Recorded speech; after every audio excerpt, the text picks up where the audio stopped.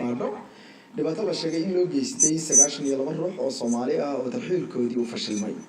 Keith Ellison oo matala gobolka Minnesota oo ay degan yihiin Soomaalida ugu badan ee Mareykanka ku nool oo qoraal soo saaray ku sheegay in laanta socdaalka ay silsilado ku xidhiidhay dad laga soo tarxiilay dalka Mareykanka kadibna dib loogu soo celiyay haddana isla Mareykanka. sidoo kale wuxuu tilmaamay in dadkaasi loo diiday cunto dawo iyo qalabka nadaafadda. Idaacadda Minnesota ee NPR ayaa ku warantay in diyaaradii dadkaasi siday ay duushay 7 bishii December balse ay dib ugu soo noqotay gobolka Florida magaalada Miami maalintii xigtay.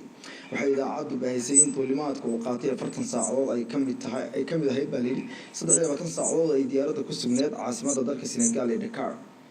warbixin ay maxkamadda u gudbiyeen qareenada u doodaya Soomaalida xiran ayaa lagu sheegay in 92 ruux ee qof la gurbaduubay gacmahooda iyo lugahoodana ay katiinada ku xidhnaayeen muddo 48 saacadood ah. Mr. Ellison wuxuu laanta socdaalka ka dalbaday inay 48 saacadood gudahooda uga soo jawaabto su'aalo badan oo ay ka mid tahay maxay diyaaraddu ugu soo noqotay Mareykanka haddii dadka markii hore la tarxiilay.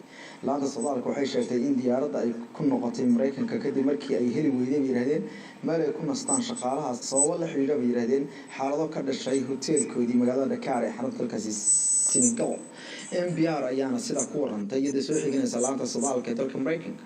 sidoo kale waxay hay'adda beenisay eedaha ku saabsan tacadiga waxayna sheegtay in qof una hay'adaha gargaarku inay si nabadgelyo ah arrinta ku gaarsiiyaan xabadda la joojo oo dib loo dhigo dhammaan dhinacyada dagaalamayana la faro in qoriga markaasi la aaminsiiyo. Gudoomiyaha ururka midowga Afrika Nicolas Mohamed Moussa Faki ayaa wuxuu sheegay in ay tanu tahay tijaabadii ugu weyneed ee dhinacyada laga rabay tan iyo intii dhibaato dib u qarxaday. wuxuuna Faki sheegay in ay ururka midnimada Afrika ama ururka midowga Afrika uu dusha kala socon doono hirgelinta xabad joojinta iyo dhaqdhaqaaqa ku saabsan cidii jabisa oo ay tahay in lala xisaabtamo isla markaana la ogaado halka ay markaasi ay ka timid xabad kasta oo ka dhacay la hadashay isla markaana xiriiro dhinaca diblomaasiyadda la sameysay wuxuu ugu yeeray dhowr dal oo daneynaya in ay markaasi ay noqdaan ayuu yiri oo kusoo biiray Mareykanka si ay ugu soo raan safaaradooda magaalada Quds.